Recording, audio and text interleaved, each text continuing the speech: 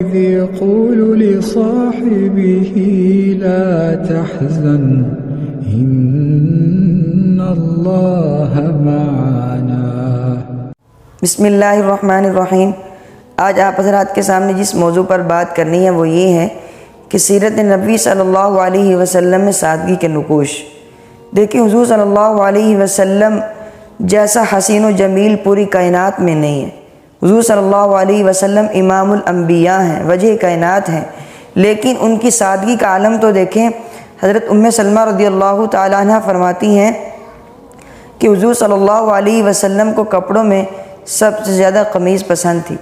ایک مرتبہ عائشہ رضی اللہ تعالیٰ عنہ نے حضرت بردہ رضی اللہ تعالیٰ عنہ کو ایک موٹا سا جبہ اور ایک موٹا سا ازار نکال کر دکھایا اور اس بات کی نشاندہی کی کہ یہ وہی دو کپڑے ہیں کہ جن میں آپ صلی اللہ علیہ وسلم اس دنیا سے رخصت فرما گئے ہیں۔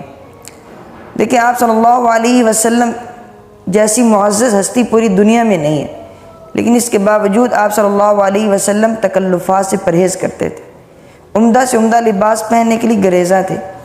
ایک مرتبہ ایک صحابی نے عمدہ سا لباس آپ صلی اللہ علیہ وسلم کو دیا، آپ علیہ السلام نے اس کو لیا اور پہنا اور نماز ادا فرمائی اور پھر اتار دیا اور فرمایا کہ اس کو لے جاؤ، اس سے میری نماز میں خلل واقع ہوا۔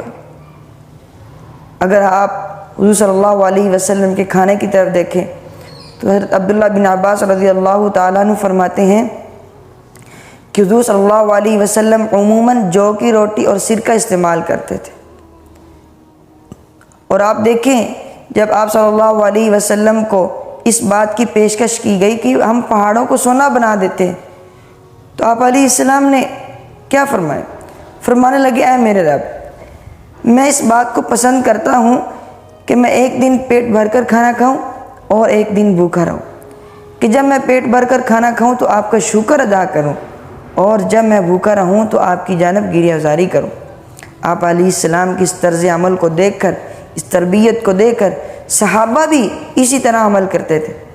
ایک مرتبہ ابو ہریرہ رضی اللہ تعالیٰ عنہ کہ ایک قوم کے سامنے گزر ہوا، ان کے سامنے بھونی ہوئی بکری رکھی ہوئی تھی، تو انہوں نے مدعو کیا تو حضرت ابو ہریرہ نے کھانے کے لیے انکار کر دیا۔ فرمانے لگے کہ جس دن سے رسول اللہ صلی اللہ علیہ وسلم اس دنیا سے پردہ فرما گئے ہیں اس دن سے میں نے جو کی روٹی بھی پیٹ بھر کر نہیں کھائی۔ والسلام۔